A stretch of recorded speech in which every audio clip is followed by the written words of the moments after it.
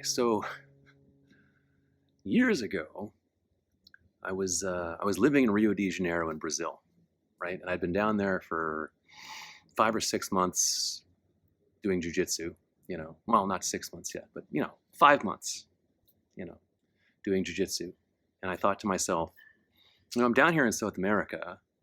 I want to go, look around. I don't want to spend all, 6 months just in Rio de Janeiro, right?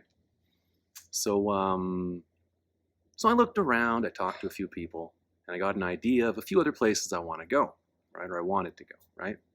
And one of the places I wanted to go was south of Rio de Janeiro. There's this island off the coast. It's called Ilha Grande, which, in Spanish means big island. And the people in Rio de Janeiro said, man, it's beautiful, it's peaceful, it's nice, it's not far away, it's, not expensive. You got to go there, right? And they said it's super easy to get to. You just take a bus, right? Just take a bus south from Rio de Janeiro. And then you go to this town called Angra. Then you take a boat across to the island, and there it is, Ilha Grande. And there's no vehicles on the island. It's just, beaches and, little, I don't say huts, but little shops, and sounded really nice, right? But they said the thing is, you do not want to spend a lot of time in Angra, the town that they're like, take the bus, get on the boat, go across, because if you spend the night in Angra or any significant amount of time in Angra, there's an excellent chance that you're going to get robbed. And I didn't want to get robbed. I got my passport, I got my laptop, I got all my stuff that I left some stuff in Rio with a friend, but I took my essential stuff with me, and I didn't want to risk getting robbed. But I figured, okay, understood. Don't spend the night in Angra, right? So I go to the bus stop in Rio de Janeiro, and of course it's a fiasco. People are saying there's no bus today, then you find out there is, and then blah blah blah. It's just chaos. But anyway, and I take the bus south from Rio de Janeiro down to Angra, and it stops in Angra, and I get off the bus, and then sure enough, there's a boat there, and it's not like this is not a nice boat. It's it's a really basic. I'm not a boat person, but it's a boat with a few benches in it, and there's a few guys sitting in it and whatever. And they say to us in Portuguese, that they're not, we're not. There's no boat today. We're not going across the water to Angra today, And they didn't really give a reason why. I think they just said there's not enough people. They didn't want to invest in the gasoline to get across. And it's like a half hour boat ride, right? But they said there's no boat today, right? We're not going to Ilha Grande today, right? So that put me in a bit of a pickle, and the other gringos that were on the, on the bus there. And I remember there was one guy, I think, that decided, he was like, and they'd all heard the same thing about Angra. They were like, yeah, we're not, maybe I don't know. And then one guy, I think he decided to head back to Rio de Janeiro. And then there was a couple, a boy and a girl.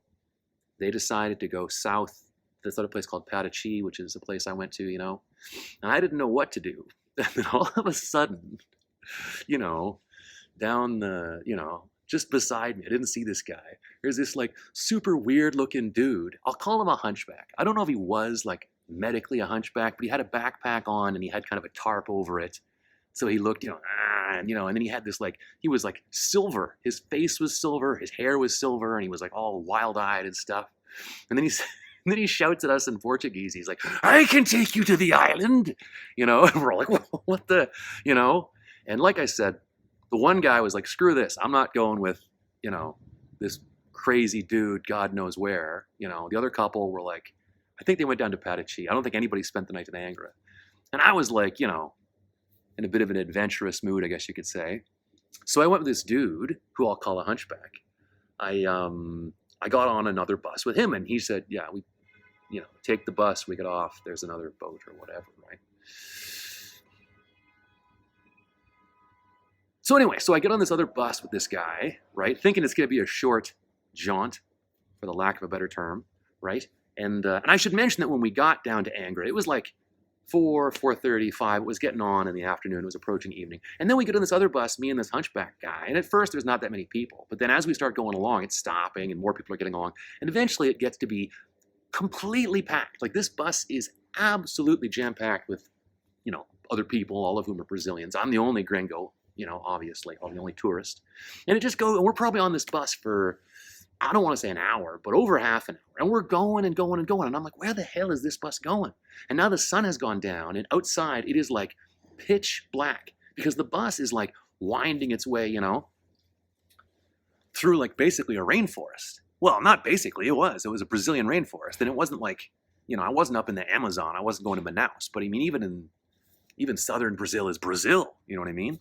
So anyway, and then the Hunchback had told me, you just wait till I get off. You get off when I get off. Follow me and we'll get to the island, right? So I was like, all right, okay. And then the bus is going and going and going. Now we're like weaving through the jungle on this narrow little road or whatever. And I'm like, when the hell are we getting off this thing, right? And then finally the guy, puts his arm up, the Hunchback guy puts his arm up and yells at, "Aquí, por favor," here, please, or whatever he says. When the bus stops, and the guy gets off, and I see him get off. He maybe waves back at me, and I get off the bus too, and then we get off on the side of the road. And now this is like the side of the highway. It isn't really a highway. The side of the road, although there were no other roads around, in the jungle in Brazil, right? And then the guy, he doesn't really have anything to say to me. He goes into the jungle. Like there's not even a path. It's just he has run into the jungle, right? And so now I have a choice. I can either stay standing here on the side of this like road, in Brazil, or I can follow this guy. And the guy already said, hey, I can get you to the island, Vai com eu, whatever, my Portuguese isn't so good now. So I'm like, all right, I'm in for a penny, I'm in for a pound, or whatever the term is. So now I'm following this guy, I go off the road into the jungle, and I'm following this guy through the jungle, and I don't know if you've ever run through, a rainforest at night in Brazil, but it's a fairly alarming experience, like there's monkeys up in the trees screaming, and there's those weird bugs that come out once every 15 years and make a chainsaw sound. There's all kinds of noises going on around you. It's not peaceful. You know what I mean? There's definitely other living things that are aware of your presence, so to speak. And it's not like this Hunchback guy is like, it's not the Wizard of Oz. I'm not holding anybody's hand and skipping along. He's plunging through the rainforest, and it is pitch black because there's not a lot of street lamps, in jungles, and the canopy up above is completely covering. There's no moonlight getting in, no starlight. It is pitch black. And the only reason I can even tell the direction this guy's going is I can hear him plunging through the foliage up in front of me. You know what I mean? And so I'm following this guy, and I'm thinking, you know what? This could be the end of me. This could be it. All this guy's got to do is turn around with a machete and his, Silence of the Lambs, night vision goggles, and give me a whack, and I'm done. I'm done. You know what I mean? This could be it, But I thought, what choice do I have, right? So I'm chasing this guy, this Hunchback, through the jungle, not sure if I'm going to make it out of this. And no one, if that happens, nobody's going to find you. You know what I mean? This is like I said, there's no path. We weren't on a trail of any kind. This was... No foot had stepped in this spot for maybe even ever, maybe ever. And if the guy gives you a whack with a machete and you're done there, no one's ever going to find you. You're going to get eaten by panthers or capybaras or whatever, and then that's it. You're done. You're just going to decompose, and they'll find your body in the year 10,000, some other civilization, Anyway, but but the thing is this: we're plunging through the rainforest. He's way up ahead of me. He's not waiting for me at all because Hunchbacks are in a hurry. They got stuff to do, And I'm going after this guy, and then we come plunging out of the rainforest, right, and onto a beach. And it's this absolutely massive crescent beach of like ultra white sand. And there's a giant full moon hanging up in the sky that moments ago was providing us no light whatsoever. You know what I mean? But now we've come shooting out of the jungle, the rainforest. Now we're on a beach, and I'll never forget being like, okay, well, I guess he had no intention of killing me after all, which is nice, And then, but it's this absolutely massive massive beach. It's this crescent that, like, I don't know if you've been to Rio de Janeiro, but there's one crescent that goes from like Leblon up to Ipanema or whatever, and then there's a second crescent that goes to like, I guess it's, what is Ipanema up to Urca or something. These two massive crescents, and this one's massive, right? And you can see at the very, very far end of this thing, there's a little boat there, you know what I mean? Or at least to us it's little, because it's like super far away. And then this guy, the hunchback, he sticks his fingers in his mouth and he lets out the loudest whistle I have ever heard in my life, and it is like ear-splitting. It is ear-splitting how loud this guy can whistle, right?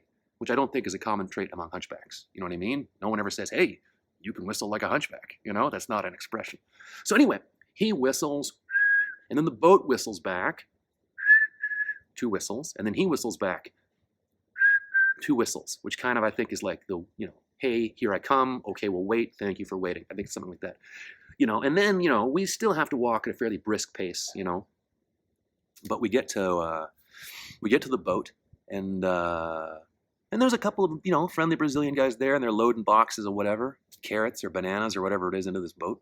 And, and they're super friendly. Oh, hey, como vai? Tudo bem? Vai comigo, come with us or whatever. And there's me and this hunchback guy, the boat people, and then there's this other Irish guy, and I don't even recall how he got there. Maybe he had, I don't think his tale involved a hunchback, but he's also, And then they take us across to Ilha Grande in this boat. They don't even charge us anything, which is the most amazing part of this story. I mean, like, for a gringo to be in a bit of a bind, and then, a couple Brazilians help him out, and then no money changes hands. Oh my God. That's a crazy story, man. That's like a story about seeing a Sasquatch or encountering a UFO or something, So anyway, so these guys take us across, and they're like, all right, thanks for, or whatever. We say, thanks for giving us a ride. They're like, sem problema, prazer, our pleasure, And they didn't even ask for any money. Maybe I offered some. I don't, they were like, because it's just their gig to get the bananas.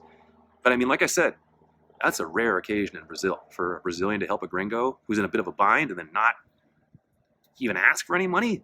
That's wild, man. Anyway, so me and this Irish guy, out of some amazing coincidence, we're staying in the same hostel. I forget what it was called, And we go there, and I'm telling you, Ilha Grande was beautiful. It was beautiful. There was these beautiful beaches we went to, and a prison. For some reason, they put a prison on this island, and we visited that, and I thought it's somehow like extra cruel to have like a prison on a beautiful tropical island, where like from inside these like stone walls, you can hear the waves washing against the shore. So anyway, we visited a prison. We went to some beaches. It was beautiful. I spent a few days there, had a lot of fun, got a tan or what, already had a tan. I'd been in Brazil for like 5 months, And then after that, we took the boat back across to Angra, and I saw the most beautiful sunset I've ever seen in my life. Like, just unbelievable. I think I got a picture of that. Anyway, and then I didn't want to spend the night in Angra because of what various people had told me, so I got back on another bus. I headed south to Parachi, which is kind of known for pirates, back in the day. This is where pirates hang out, And then there, I continued to do foolish things. I slid down this like natural rock slide thing and chipped my elbow, and I swung on this rope, and there were signs all over the place telling you not to do it, but I did it. And then I got on a bus and went to Sao Paulo, where I got a tattoo and got chased by drug addict zombies, and and here I am years later.